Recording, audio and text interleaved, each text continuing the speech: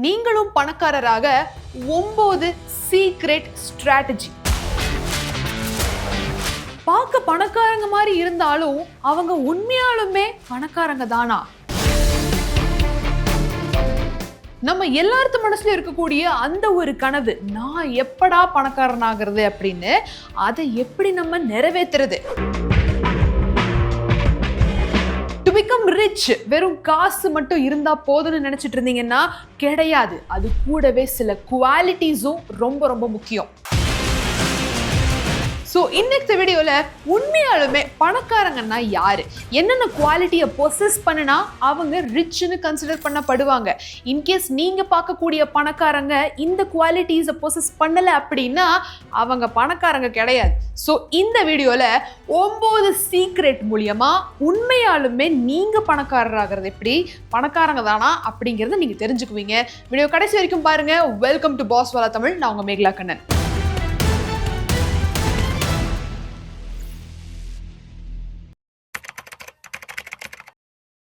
ஒரே நாளில் பணக்காரராவது எப்படின்னு நான் சொல்ல வரல. ஸோ இங்கே ஒரு உதாரணத்தோட ஸ்டார்ட் பண்ணி அது மூலயமா உங்களுக்கு ஒரு சில விஷயங்களை நான் சொல்கிறேன். என்னோட ஃப்ரெண்டை ரீசெண்டாக நான் மீட் பண்ணேன். ஸோ அவள் ரொம்பவே கஷ்டப்பட்டுக்கிட்டு இருந்த ஒரு ஃபேமிலி, இப்போ அப்படியே ரீசெண்டாக கொஞ்சம் நல்ல ஒரு ஜாப் கிடச்சி நல்லபடியாக முன்னேறி இருக்காங்க. ஸோ மீட் பண்ணுறப்போ அவள் ஒரு புது கார் வச்சுருக்கா, இப்போ தான் ரீசெண்டாக வீடெல்லாம் வாங்கியிருக்காங்க. அவங்க வீட்டில் எல்லாமே நல்லா போயிட்டுருக்கு. சரிப்பா உட்காந்து லஞ்ச் சாப்பிட்டுக்கிட்டு இருக்கிறப்போ நான் பேசுகிறேன், ஓகே எல்லாம் ஓரளவுக்கு சால்வ் ஆயிடுச்சுல, செட்டில் ஆயிடுச்சுல அப்படின்னு. ஆனால் அவங்க சைட்ல இருந்து வரக்கூடிய பர்ஸ்பெக்டிவை நம்ம எத்தனை பேர் கேட்டிருப்போம்னு தெரியாது. ஆனால் உங்களை சில பேர் நினைப்பீங்க, ஐயோ அதெல்லாம் கண்ணுப்பட்டு போயிருன்னு பெரிய அளவில் சொல்லிக்க மாட்டாங்க அப்படின்னு. உண்மையாலுமே என்னோட ஃப்ரெண்டு ஸோ பேசுறப்போ இந்த கண்டென்ட் வர்றதுக்கான காரணம் அந்த சிச்சுவேஷன் தான். பேசுறப்பதான் தெரியுது, இல்ல மேகலா பெரிய அளவில் பார்க்கறதுக்கு வேணா இப்படி இருக்கலாம், ஆனால் எனக்கும் நிறைய கமிட்மெண்ட் இருக்கு. என்னால் வீட்டில் என்னோட தம்பியை படிக்க வைக்க முடியல, அவனுக்கு ஸ்கூல் ஃபீஸே கண்ணா பின்னான்னு ஆகுது, இஎம்ஐ வேற நிறைய வாங்கி வச்சிருக்கேன், வீடெல்லாம் லோன்ல போயிட்டு இருக்கு, அதே மாதிரி கார் வாங்கியிருக்காங்களே அதுவுமே லோன்ல தான் வாங்கியிருக்காங்கன்னு நிறைய விஷயங்கள் அவ சொல்றப்போ, என்ன நீ இப்போ பார்த்தா முதல்ல இருந்ததை விட பெரிய அளவில் ஒரு ரிஸ்க்ல தலையில போட்டிருக்க அப்படிங்கிற மாதிரி இருந்துச்சு. ஆனா வெளியில பாக்குறவங்களுக்கு ஓகே காசு பணம் இல்லாம இதெல்லாம் வாங்க முடியுமா, அதனால எல்லாம் வந்திருக்கோம் நல்லா வாங்கி போட்டிருப்பாங்கன்னு மாதிரி தெரியும். உங்க வீட்டுல ஆகட்டும் எங்க வீட்டுல ஆகட்டும் எல்லாரும் பாக்குறதுக்கு அதெல்லாம் காசு இருக்குமாப்பா சும்மா எள்ளி நடிக்கிறாங்கன்ற மாதிரி இருக்கும். ஆனா அப்படி அது உண்மையாவே இருந்தாலும் இன்னும் சில இடத்துல வேற ஒரு சிச்சுவேஷன் ரன் ஆயிட்டு இருக்கும். ஸோ நீங்க பணக்காரர் ஆகணும் அப்படின்னா ஒரு சில குவாலிட்டிஸ் அடங்கி இருக்கு. என்ன அப்படிங்கறத 1 by 1 சொல்றேன். முக்கியமான 9 விஷயங்கள் தெளிவா கேளுங்க. பாயிண்ட் நம்பர் 1, உங்களோட நெட்வொர்த் இன்க்ரீஸ் ஆயிட்டு இருக்கா அப்படின்னு எப்படி செக் பண்றது? உண்மையாலுமே நீங்க ஒரு நல்ல இதில் இருந்து ஒரு கஷ்டப்பட்டுக்கிட்டு இருந்த ஒரு சூழ்நிலையில இருந்து பணக்காரர் ஆயிருக்கீங்களா அப்படிங்கறத எப்படி கால்குலேட் பண்றதுன்னா, உங்களுக்கு இருக்கக்கூடிய சொத்து பத்து எல்லாத்தையும் ஒரு வேல்யூவா வைங்க. வச்சுட்டு பக்கத்துல உங்களுக்கான கடன் எத்தனை, liabilities எத்தனை அப்படிங்கறத போடுங்க. So which means the formula is total asset minus உங்களோட டெட் கடன்கள் எல்லாம் எவ்வளவு இருக்கோ is equal to net worth. இப்ப இந்த ஒரு ஆன்சர்ல உதாரணத்துக்கு உங்களுக்கு 1 கோடி ரூபாய் வரைக்குமான சொத்து இருக்கு, ஆனா உங்களோட கடன் மற்ற விதமான தீர்க்கக்கூடிய விஷயங்கள் இது எல்லாம் ஒரு 20 லட்சம் தான் அப்படின்னா 1 கோடி ரூபாய் மைனஸ் 20 லட்சம் ரூபாய் எவ்வளவு ஆச்சு? 80 லட்சம் ஆச்சு. அப்ப உங்களோட நெட்வொர்த் 80 லட்சம் ரூபாய். அதுவே 1 கோடி ரூபாய் உங்களோட சொத்து மதிப்பு எல்லாமே, ஆனா உங்களுக்கு இருக்கக்கூடிய கடன் லயபிலிட்டிஸ் இதெல்லாம் பாத்தீங்கன்னா 1.5 கோடி ரூபாயா இருக்கு அப்படின்னா அப்போ இந்த நெட்வொர்த் மைனஸ் 50 லட்சம் 50 லட்சம் எக்ஸ்ட்ராவா உங்களுக்கு தேவைப்படுதுன்னு அர்த்தம். அந்த இடத்துல நீங்க பணக்காரங்க கிடையாது. சோ இப்போ உங்களோட நெட்வொர்த் என்ன அப்படிங்கறத கால்குலேட் பண்ணுங்க. இப்போ பணக்காரராவது எப்படி? இந்த சீக்ரெட் மூலியமா இந்த தேவையான பணத்துக்கு நீங்க எக்ஸ்ட்ராவா ஏர்ன் பண்ண ஸ்டார்ட் பண்ணணும். அதுக்கு வேற ஏதாவது வழிகளை பார்க்கணும். இதை நீங்க எப்ப தீக்கிறீங்களோ, எப்ப பிளஸ்ல எக்ஸ்ட்ராவா உங்களுக்கு இந்த கடன் போக சொத்து போக எக்ஸ்ட்ராவா காசு இருக்கோ அந்த அன்னைக்கு தான் நீங்க உங்களோட லெவலுக்கான பணக்காரங்கன்னு நீங்க கன்சிடர் பண்ணிக்க முடியும். சோ இது பாயிண்ட் நம்பர் 1. பாயிண்ட் நம்பர் 2, நீங்க மாசமானா சேமிக்கிறீங்களா அப்படிங்கிறது ரெண்டாவது முக்கியமான ஒரு பாயிண்ட். பணக்காரங்களா இருந்தாலும் சரி, பணக்காரன் ஆகணும்னு கனவு கண்டுகிட்டு இருக்கிறவங்களா இருந்தாலும் சரி, உங்களோட சேமிப்பு எவ்வளவு இருக்கு மாசத்துக்கு? 15 to 20% of your monthly income என்னவோ அதை நீங்க சேமிப்புல போட்டாதான் அந்த ட்ரீம் எல்லாம் அச்சீவ் பண்ண முடியும். எப்படி அதை சேமிக்கலாம், எவ்வளவு சேமிச்சா எவ்வளவு நம்மளுக்கு கிடைக்கும்ன்றதுக்கு ஒரு சார்ட் ப்ரிப்பேர் பண்ணி வச்சிருக்கேன், உங்களுக்கு எக்ஸ்பிளைன் பண்ற பாருங்க. சேவிங்ஸ் லீட் டு ஏர்னிங்ஸ், இந்த ஒரு சேமிப்பு சொட்டு சொட்டா ஆரம்பிச்சுதான் அது கடலா உருவாகும்பாங்களே.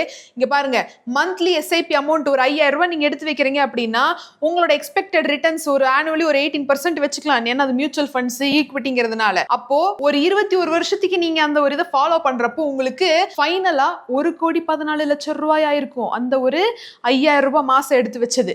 அதுவே உங்களால 10,000 ரூபாய் எடுத்து வைக்க முடிஞ்சது அப்படின்னா உங்களுக்கான ஒரு ரிட்டர்ன்ஸ் 15னே வச்சுக்குவோமே வருஷத்துக்கு.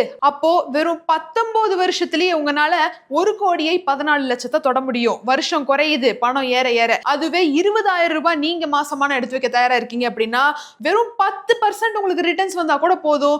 வெறும் 17 வருஷத்துல 1 கோடி வரைக்கும் உங்களால ரீச் பண்ண முடியும்.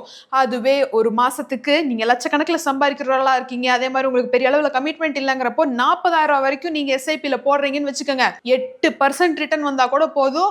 உங்களுக்கு 13 வருஷத்துலயே அந்த 1 கோடி கார்பஸ் உங்களால தொட முடியும். சோ சேவிங்ஸ் எப்படி ஒர்க் ஆகுது அப்படிங்கறத இந்த ஒரு சார்ட்டை பார்த்து நீங்க தெரிஞ்சுக்கிட்டு இருந்திருப்பீங்க. எந்த அளவுக்கு நம்ம சேவிங்ஸை வந்து ரொம்ப அண்டர் எஸ்டிமேட் பண்றோம், ரொம்ப இர்ரெகுலரா வச்சிருக்கோம் அப்படிங்கிறப்போ இந்த ஒரு விஷயங்கள்லாம் நீங்க தெரிஞ்சுக்கிட்டீங்கன்னா தான் உங்களுக்கு மாசம் மாசம் எடுத்து வைக்கிறது எவ்வளவு முக்கியம், அது எவ்வளவு பெரிய ஒரு பணமா உருவாக போகுது அப்படிங்கிற பிக்சர் தான் இது. நானும் பணக்காரன் ஆகணும் அப்படின்னு நம்ம கனவு கண்டுகிட்டே இருக்கிறத விட செயல்பாட்டுல கொஞ்சம் கொஞ்சமா இறக்குனா போதும் இந்த ஒரு மிகப்பெரிய கார்பஸ் அமௌண்ட்டை ரீச் பண்ணலாம்.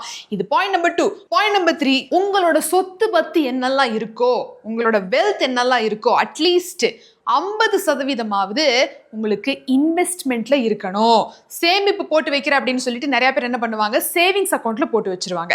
சேவிங்ஸ் அக்கௌண்ட்ல பணம் தூங்கிட்டு இருக்கும். அப்படியும் மீறி போனா 1-2% ரிட்டர்ன்ஸ் கிடைச்சா எச்சு. ஸோ சேவிங்ஸ் பேங்க்ல இருந்து உங்க பணத்தை தயவு செஞ்சு அட்லீஸ்ட் ஒரு 50% ஈக்விட்டி, மியூச்சுவல் ஃபண்ட்ஸ், பாண்ட்ஸ், அப்படியும் இல்லையா ரொம்ப சேஃபான இன்ஸ்ட்ருமெண்ட்ஸ் ஆன எஃப்டி, போஸ்ட் ஆஃபீஸ்னு இதுலயாவது நீங்க வந்து போட்டு வைக்கணும்.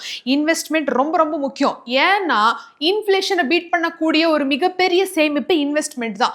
நாளைக்கே ஒரு 10 வருஷம் ஆனதுக்கு அப்புறம் 100 ரூபாயோட மதிப்பு 80 ரூபாய் ஆயிரும், இல்லைன்னா 50 ரூபாய் கூட ஆயிரும். ஏன்னா சொல்ல முடியாது எந்த அளவுக்கு நம்ம நாட்டு நடப்பு போகுமோ, ஜியோ பாலிட்டிக்கல் அஃபேர்ஸால எந்த அளவுக்கு நம்மளோட பணத்தோட வேல்யூ ஒரு சில வருடங்களுக்கு அப்புறம் இறங்கும் அப்படிங்கிறது நீங்க காலத்தோட அந்த ஒரு ஹிஸ்டரியை பார்த்தீங்கன்னாலே உங்களுக்கு தெரியும். இன்னைக்கு 100 ரூபாயோட மதிப்பு என்னவோ அந்த ஒரு 10 வருஷத்துக்கு அப்புறம் அந்த 100 ரூபாய்க்கான மதிப்புக்கு எந்த அளவுக்கான ரூபாயை உங்ககிட்ட சேர்த்து வச்சிருக்கீங்க அப்படிங்கிறது முக்கியம். சோ இது பாயிண்ட் நம்பர் 3. உங்களோட 50% ஆஃப் யுவர் வெல்த் என்ன இருக்கோ அது முதலீடு செஞ்சு வச்சிருந்தீங்கன்னா நீங்க சேஃப், நீங்க பணக்காரங்க தான். பாயிண்ட் நம்பர் 4, உண்மையான பணக்காரங்க யாருன்னு இப்ப தெரிய போகுது.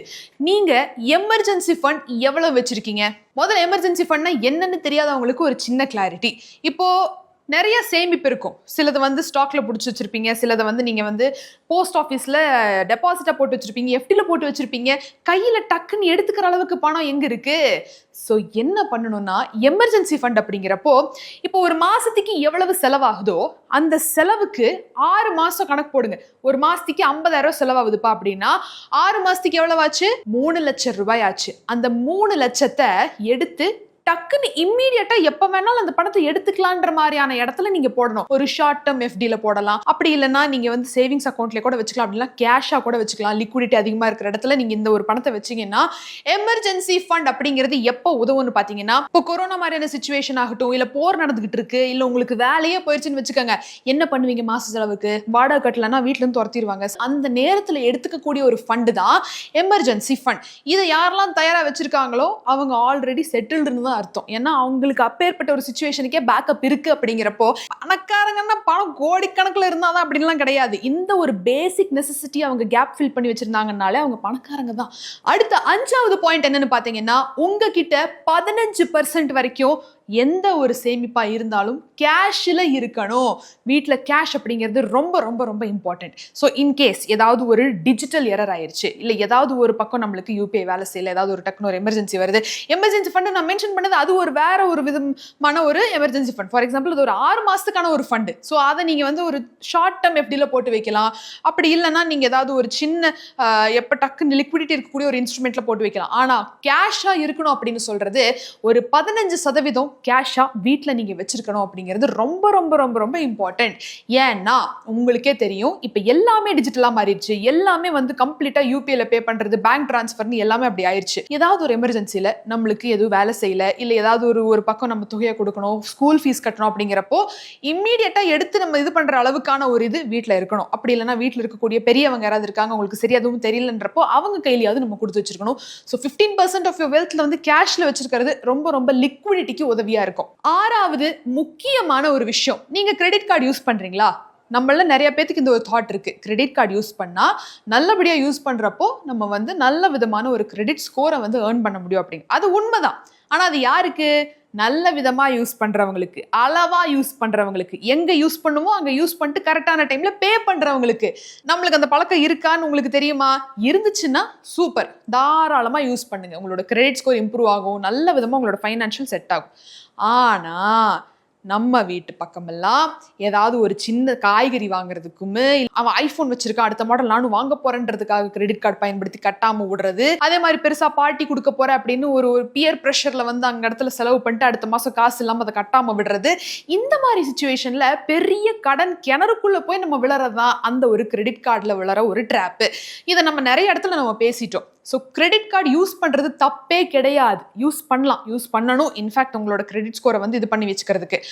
ஆனால் ஆன் டைமில் பெனால்ட்டி விழாமல், வட்டி விழாமல், உங்களுக்கு சார்ஜஸ் விழாமல் நீங்கள் அதை பே பண்ணி முடிச்சிட்டிங்க அப்படின்னா கிரெடிட் ஸ்கோர் இம்ப்ரூவ் ஆகும். அப்படி இல்லையா, ஃபஸ்ட்டு கடன் அதிகமாகும், அதை விட முக்கியமாக உங்களுக்கு கிரெடிட் ஸ்கோர் அப்படி இறங்கி போயிடும்.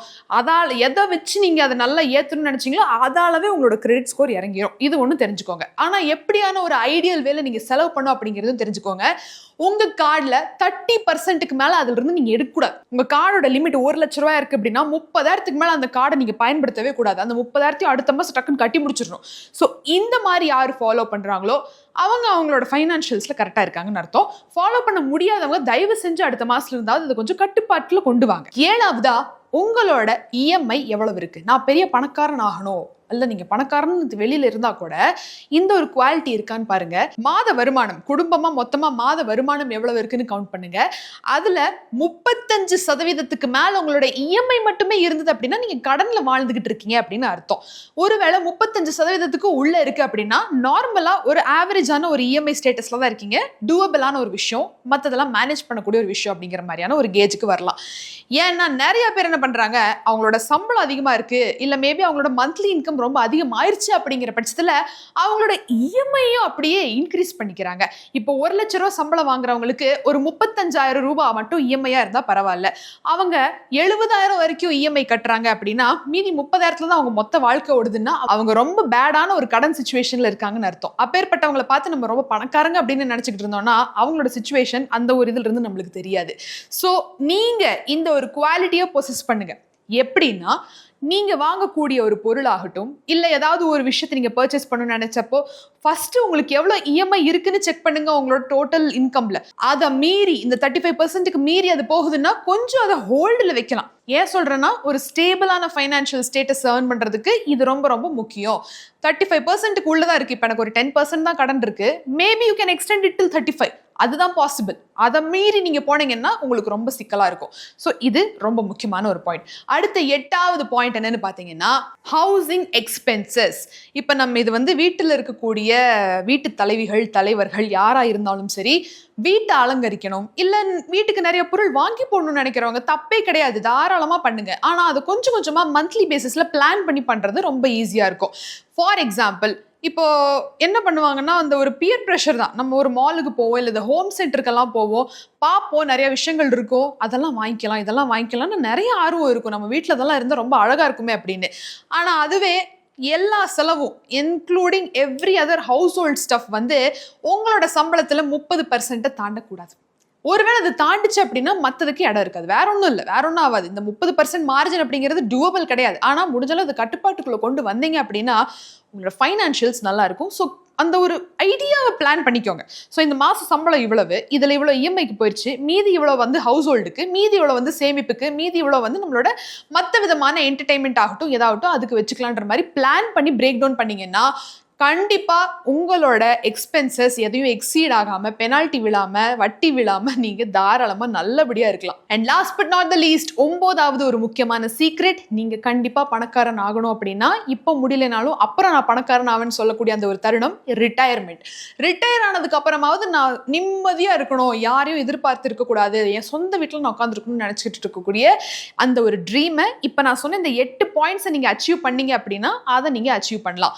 ஸோ அந்த ஒரு தருணத்துக்கு நம்ம என்ன பண்ணணும்னா, சேமிப்பை 25-30 வயசுல இருந்தே ஸ்டார்ட் பண்ணணும். இப்போ என்னோட வயசு 25 வயசுன்னா நான் இன்னையில இருந்தே ஸ்டார்ட் பண்ணாதான் எனக்கு 60 வயசு ஆகிறப்போ, நான் எல்லாத்துல இருந்தும் ரிட்டையர் ஆகிறப்போ நான் உட்காந்து சாப்பிட முடியும். என் பசங்க பிள்ளைங்களாம் எதிர்பார்த்துட்டு இருக்க வேண்டிய அவசியம் எனக்கு இல்லை. அந்த மாதிரி நீங்களும் வாழணும்னா உங்களோட வயசை நீங்க இது பண்ணாம டிபெண்டா இருக்காம இப்பவே யோசிக்க ஆரம்பிங்க. எந்த அளவுக்கான ஒரு அமௌண்ட்டை உங்களால சேமிக்க முடியும் அப்படிங்கிறத யோசிச்சு பாருங்க. ஸோ இது ரொம்ப ரொம்ப இம்பார்ட்டன்ட். நம்ம நினைப்போம், ஓகே நம்மளுக்கு 60 வயசு ஆகிறதுக்கு இன்னும் 60 வருஷம் இருக்கேன்ற மாதிரி. பட் ஆனால் கிடையாது. இப்படின்றதுக்குள்ள காலம் போயிடும்.